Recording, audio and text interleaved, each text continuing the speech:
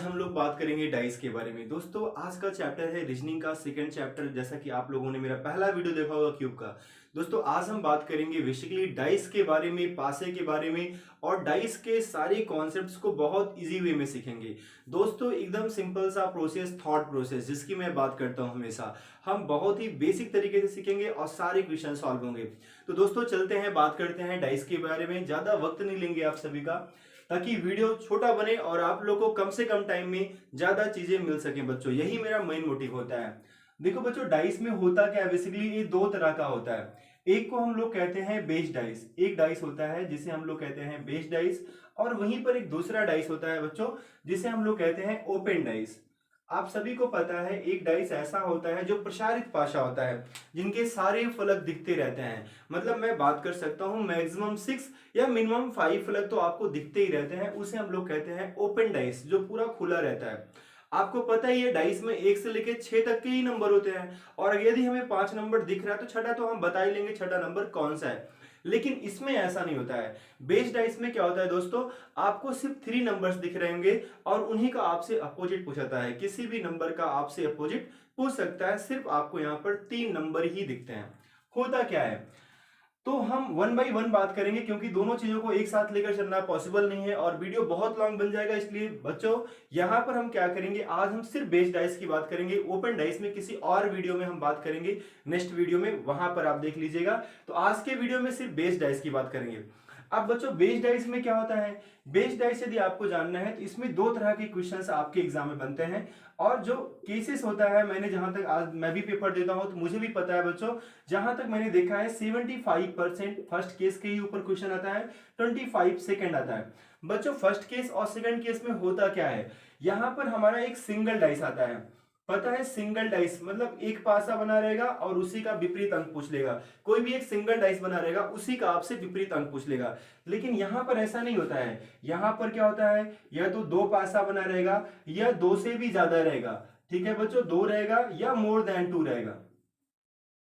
ठीक है बच्चों, दो या दो से ज्यादा रहेगा, दो या दो से ज्यादा डाइस रहेगा। वहां पर क्या होगा हमारा, इसका केस बहुत कम होता है, एग्जाम में रेयर केस में आते हैं। लेकिन बच्चों जो फर्स्ट केस है, इसका क्वेश्चन हमारे एग्जाम में ज्यादा से ज्यादा यही पूछाता है। और आपको बता दें, यदि आप रेलवे के एग्जाम में बैठ रहे हैं या किसी भी एग्जाम में, हालांकि इनके क्वेश्चंस आते हैं, और जो बच्चे एयरफोर्स, एनडीए, नेवी, एसएसआर इन सब की तैयारी कर रहे हैं, उनका एग्जाम जब क्वालिफाई होता है, इनका जब एसएसबी होता है, तो उसमें बच्चों ओआईआर में, ओआईआर का मेन चैप्टर डाइस है। बच्चों ध्यान देना, कभी भी यदि आप ओआईआर में पहुंचते हैं तो मेन चैप्टर, एसएसबी इंटरव्यू में पहुंचते हैं तो मेन चैप्टर आपका सिर्फ ओआईआर का रीजनिंग का डाइस होता है। क्यूब एंड डाइस से इतने क्वेश्चंस आते हैं कि मतलब अगर वहां पर ये कह सकते हैं एवरेज में 70 क्वेश्चन आ रहे हैं, तो लगभग 30 क्वेश्चन बच्चों डाइस के ही आते हैं, क्यूब एंड डाइस के ही क्वेश्चंस आते हैं। ऐसा है आपका ओआईआर में। तो इस बात का आप खास तौर पे ध्यान रखिएगा। तो चैप्टर तो बहुत इंपॉर्टेंट है, चीजों को भी हम सीखते हैं अच्छे तरीके से। तो जैसा कि मैंने कहा, एक सिंगल डाइस के ऊपर क्वेश्चन बनता है और एक हमारा होगा जहां पर दो डाइस होंगे या उनसे भी ज्यादा। और बच्चों एक बात दिमाग में हमेशा बैठा लेना, डाइस में सिर्फ नंबर्स ही नहीं होते हैं, नंबर्स के अलावा भी चीजें होती हैं, जहां पर आपको कलर लिखे रहेंगे, सैंबल लिखे रहेंगे, तो कुछ भी ऐसा बन सकता है। तो उसके ऊपर आप मत जाइएगा यार यहाँ तो नंबर है नहीं। तो डाइस में जरूरी नहीं कि नंबर ही रहे, वहां पर आपके कलर, सैंबल कुछ भी बना सकते हैं और आप उनके क्वेश्चंस के आंसर करेंगे। अभी अगर आप वीडियो देख रहे हैं तो कुछ टाइम तक आप वीडियो में बने रहिए, सारी चीजें आपको समझ में आ जाएंगी, कहीं कोई दिक्कत नहीं आएगा। अब बच्चों जो हमारा डाइस होता है, जो बेस डाइस आपने अभी देखा, तो बेस डाइस हमने कहा कि दो तरह का होता है। तो हम सबसे पहले जिसकी बात करने चल रहे हैं वो सिंगल डाइस की बात कर रहे हैं। हम सिंगल डाइस के जो भी क्वेश्चन होंगे, इनके क्वेश्चंस को कैसे सॉल्व करेंगे। तो बच्चों कभी भी यदि आपके एग्जाम में सिर्फ सिंगल डाइस के ऊपर क्वेश्चन आया है, यानी एक डाइस दे दिया है और आपसे उसी का किसी भी नंबर का विपरीत अंक पूछता है, तो करना क्या है, फर्स्ट ऑफ ऑल ऐसे केस में आपको सबसे पहले ये देखना है जो डाइस दिया है वो आखिर कैसा डाइस है। क्योंकि डाइस दो प्रकार का होता है, एक जनरल डाइस होता है और एक स्टैंडर्ड डाइस होता है। तो फर्स्ट ऑफ ऑल बच्चों हमें यही देखना है कि जो हमें पासा दिया गया है वो पासा आखिर है कैसा। तो बच्चों इसे हम लोग हिंदी में सामान्य पासा कहते हैं और इस चीज को हम लोग हिंदी में मानक पासा कहते हैं। ठीक है, एक बात ध्यान देना, क्योंकि बहुत सारे बच्चे ऐसे भी होंगे जिनको इंग्लिश में चीजें नहीं पता होंगी, तो आप ध्यान दीजिएगा। उसे मानक पासा कहते हैं, इसे हम लोग सामान्य पासा कहते हैं। सामान्य पासा क्या होता है और मानक पासा क्या होता है, यदि बच्चों आप कॉपी और पेन लेके बैठे हैं तो आप डिफिनीशन लिख सकते हैं, मैं आपको बता दे रहा हूं। डिफिनीशन सामान्य पासा का यही होता है बच्चों, यदि किन्हीं भी ऊपरी दो फलकों का सम, यदि किन्हीं भी ऊपरी दो फलकों का सम मतलब योग 7 है तो उसे आप सामान्य पासा कहते हैं। और यदि ऐसा नहीं है, और यदि ऐसा नहीं है तो उसे बच्चों हम लोग मानक पासा कहते हैं, यानी स्टैंडर्डाइज कहते हैं। सामान्य पासा वह पासा होता है जिसमें किन्हीं भी दो ऊपरी फलकों का योग 7 होता है। जैसे आप देखो 5 और 2 को जोड़ोगे तो 7 हो जाएगा। ऐसा जरूरी भी नहीं है बच्चों की इन्हीं दो फेस को जोड़ो, हो सकता है इनको इनको जोड़ने पे 7 हो रहा हो, या इनको और इनको जोड़ने पे 7 हो रहा हो। किन्हीं भी दो फलक को जोड़ने पे यदि 7 हो रहा हो तो वह हमारा सामान्य पासा होगा, और यदि ऐसा नहीं हो रहा है तो बच्चों वह हमारा मानक पासा होगा। इस बात का खास तौर पे ध्यान रखिएगा। अब देखो बच्चों क्या करते हैं, कभी भी जैसे सिंगल डाइस का क्वेश्चन आया और आपने देखा कि यार ये तो सामान्य पासा है, जैसे आपको पता चला क्वेश्चन आ गया आपके एग्जाम में, यही क्वेश्चन आ गया, तो सबसे पहले क्या करना है, ये देखना है कि पासा है कैसा। आपने देख लिया और आपने जान भी लिया कि ये जो पासा है सामान्य पासा है। जब बच्चों आपने जान लिया यह सामान्य पासा है तो आपसे ये पूछेगा कि 5 का विपरीत अंक क्या होगा, या 3 का विपरीत अंक क्या होगा, या 2 का विपरीत अंक क्या होगा। तो सामान्य पासा में बच्चों किसी का भी यदि आपसे विपरीत अंक पूछता है, किसी का भी आपसे विपरीत अंक पूछता है तो कभी आप किसी का कंफर्म वैल्यू नहीं बता पाओगे। एक बात आप ध्यान रखिएगा, जो भी नंबर्स आपको नहीं दिख रहे हैं, जैसे ना तो 1 दिख रहा है और ना ही आपको यहाँ पर 4 दिख रहा है और ना ही बच्चों आपको 6 दिख रहा है, तो इनका आंसर हो जाएगा या तो 1 या तो 4 या तो 6। यानी आप कंफर्म कभी भी नहीं कह सकते हैं सामान्य पासा में किसका कौन सा नंबर विपरीत अंक होगा। सामान्य पासा में बेसिकली यही होता है, जो नंबर्स हमें नहीं दिख रहे हैं उनमें से कोई भी नंबर इनका हो सकता है अपोजिट, इनका अपोजिट हो सकता है। और सामान्य पासा कौन होता है, जिनके किन्हीं भी दो ऊपरी फलकों का योग 7 है। अब बच्चों मान लो आपको एक एग्जाम में ऑप्शन ही नहीं मिला, आप एग्जाम में बैठे आपको एक ऑप्शन में 4 दे दिया, एक में 6, एक में 1, तो ऐसा तो कभी नहीं सही होगा क्योंकि आप कंफर्म तो बता नहीं सकते हैं। लेकिन एक ऑप्शन में आपको दे दिया बच्चों C and D can not define, तो आपका आंसर क्या हो जाएगा, कैन नॉट डिफाइन। या तो आपका आंसर होगा या तो 1 हो गया, तो 4 हो गया, तो 6, बिकॉज आप ज्ञात नहीं कर सकते हैं और डाइस में 6 ही नंबर होते हैं। जब 6 ही नंबर होंगे तो जो 3 बच रहे हैं उनमें से कोई भी एक नंबर होगा ही होगा, डन है। लेकिन आप ज्ञात कर सकते हैं क्या इस बात को, नहीं, कंफर्म आप नहीं कह सकते हैं। इसलिए बच्चों यदि ए ऑप्शन में नहीं देता है तो आपका हमेशा आंसर होगा C and D can not define. दूसरी बात करें बच्चों मानक पासा में, मानक पासा में जैसे आपने सामान्य पासा में पढ़ा कि इनके दो ऊपरी फलकों का सम 7 होता है, सेम इसमें ऐसा है कि इनके विपरीत फलकों का योग 7 होता है। इनके जो अपोजिट्स के सम होंगे बच्चों वो 7 होगा। जैसे यहां पर 6 है तो 6 के अपोजिट में 1 होगा, 4 है तो 3 है, और 5 है तो बच्चों 2 होगा, क्योंकि 5 2 7, 4 3 7, 6 1 7। तो यहां पर आप कभी भी किसी का विपरीत अंक बता सकते हैं। बच्चों बेसिकली आपको पता होगा हम लोग बचपन में बहुत लूडो खेले हैं, और जो लूडो की गोटी होती थी, जो पासा होता था, डाइस होता था बच्चों, वो हमारा स्टैंडर्ड डाइस होता है। आपने देखा होगा 1 के अपोजिट में 6 रहता है, 3 के अपोजिट में 4 रहता है, 5 के अपोजिट में 2 रहता है।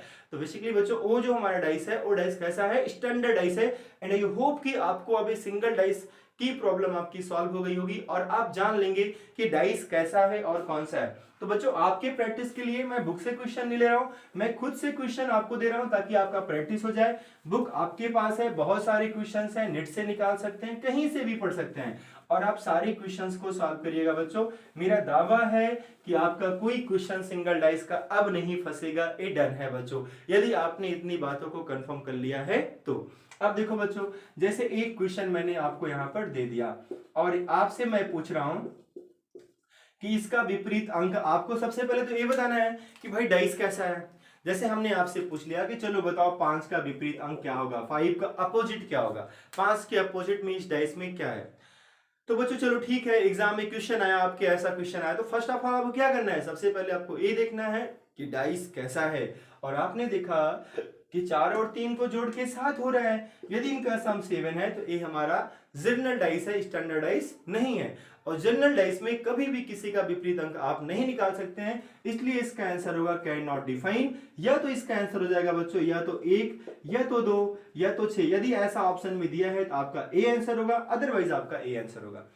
आई होप कि बच्चों क्लियर हो गया होगा। लेकिन आपके नॉलेज के लिए एक क्वेश्चन और मेरी तरफ से, तो बच्चों एक क्वेश्चन है हमारा, यहां पर क्वेश्चन हमने लिख दिया 6। अब बच्चों हमें बताना है कि यहाँ पर 3 का अपोजिट क्या होगा।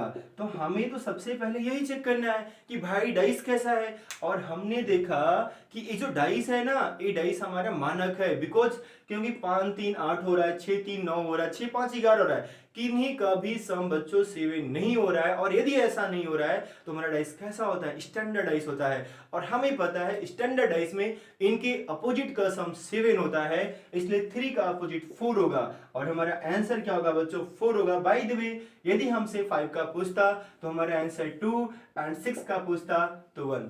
बच्चों चलते हैं अब सेकेंड रूल पे। मुझे ऐसा लगता है कि आपने बहुत कम समय में डाइस के, सिंगल डाइस के नियम को आपने सीख लिया है और इनके सारे क्वेश्चंस को सॉल्व कर लेंगे। लेकिन बच्चों एक क्वेश्चन में और जो मुझे लग रहा है कि मिस हो रहा है, छोड़ना नहीं चाहिए, तो मैं उसे बता देता हूं, क्योंकि कभी कभी क्या होता है कुछ कंडीशन ही कुछ अलग होती है। इसलिए बच्चों मैं उस बात को भी कर लेता हूं आपके सामने, फिर कुछ भी नहीं रह जाएगा। जैसे मान लो बच्चों मैंने यहाँ एक डाइस बनाया और मैंने यहाँ नंबर लिखा 3 4 और मैंने ऊपर 5 लिखा। जैसे एक क्वेश्चन हमारे एग्जाम में आ गया और हमने देखा कि यार ये तो सामान्य पासा है, लेकिन नहीं नहीं, आपको ये नहीं देखना है कि कैसा पासा है। यहां पर इस सवाल के लिए आपको डायरेक्शन दे रखा है पहले से ही, इसके लिए निर्देश दे रखा है। और निर्देश में क्या है, उसने बोला, जैसे मैं ही बोल रहा हूं आप समझ लीजिएगा, जैसे मैंने कहा कि 5 और 6 एक दूसरे के अपोजिट हैं, या 5 और 6 ऊपरी और नीचे वाले फलक पे हैं। ये ऊपरी फलक पे है और ये निचले फलक पे है। ठीक है बच्चों, हमने कहा ये ऊपरी फलक पे है और निचले फलक पे है, यानी कहने का मतलब 5 और 6 एक दूसरे के अपोजिट्स हैं। और फिर मैंने निर्देश में कहा बच्चों कि 1 2 3 4 को क्लॉकवाइज मैंने लिखा है, 1 2 3 4 को मैंने क्लॉकवाइज लिखा है। तो आप बताइए 2 का अपोजिट क्या होगा, 2 का अपोजिट क्या होगा। अब आप समझिएगा बच्चों, इसे हम आपको समझाते हैं इस क्वेश्चन को। देखिए इस क्वेश्चन को कैसे करेंगे बच्चों। डाइस का मतलब होता है ऐसी कोई भी चीज जिसमें 6 फलक हो। जैसे मेरा पेन टैब है, ऑलरेडी मैं पढ़ाता हूँ, कुछ डाउट सॉल्व करता हूँ बहुत बड़े प्लेटफॉर्म पे बच्चों, तो मैं आपको बताना नहीं चाहूंगा अभी, बस आप जान लीजिए कि मैं बहुत सारे ऐसी जगह पर काम करता हूँ जहां से ऑनलाइन भी टीचिंग करता हूँ, ऑफलाइन भी प्लेटफॉर्म है जहां पर अच्छे से वर्क चल रहा है। फिर मैंने सोचा कि मैं खुद का भी प्लेटफॉर्म खड़ा करता हूँ, इसलिए मैंने अभी नया रिसेंटली यूट्यूब चैनल बनाया है जिसमें आप लोग का सहयोग का नीड है। यदि आप लोग का हेल्प रहा तो बहुत बेहतर होगा बच्चों। अब जैसे ये डाइस है तो डाइस का ये ऊपरी फलक है, निचला फलक है, ए साइड का, ए साइड का, इस साइड का और इस साइड का। तो बच्चों इसमें 6 फलक है तो ये डाइस है। और हमने कहा कि 5 और 6 ऊपर नीचे हैं, तो भाई इनके बारे में तो नहीं सोचना है। और डाइस का 3 फलक दिख रहा है, 3 का मतलब बच्चों आपको ए दिख रहा होगा, ए दिख रहा होगा और ऊपर का दिखेगा, नीचे का और ये मेरे साइड का और इस साइड का आपको नहीं दिखेगा। हमने कहा 1 2 3 4 को हमने क्लॉकवाइज लिखा है और बच्चों साफ साफ हमें 3 और 4 दिख रहा है, 3 और 4। तो बच्चों पता है जब 5 6 ऊपर नीचे हैं, 3 के बाद 4 है, तो 4 के बाद तो 1 ही रहा होगा, क्योंकि 1 ही तो बचा हमारे पास। 1 के बाद 2 और 2 के बाद 3 के बाद 4, यानी 1 इधर रहा होगा, 2 इधर रहा होगा, 3 इधर और 4 इधर। तो बच्चों 4 के सामने क्या हो गया, 2 हो गया, 3 के सामने क्या हो गया, 3 के सामने 1 हो गया, तो बच्चों 2 के सामने 4 हो गया। अब आपको समझ में आ गया हो गया होगा। देखो बच्चों और भी थोड़ा अच्छे से समझ लेते हैं। जैसे 5 और 6 बच्चों ऊपरी निचला, ऊपरी का फलक और नीचे का फलक है। हमें यहाँ पर 2 नंबर दिख रहे हैं, हमें यहाँ पर पहले तो क्लॉकवाइज लिखना है, 1 2 3 4 जैसे लिख दिया। तो बच्चों ये क्लॉकवाइज हो गया, तो यहाँ पर 4 का 2 हो जाएगा। इस पासे को मैंने ओपन कर दिया, ओपन करेंगे तब भी ऐसा होगा। बाय द वे मैंने आपको फिगर से समझा दिया है।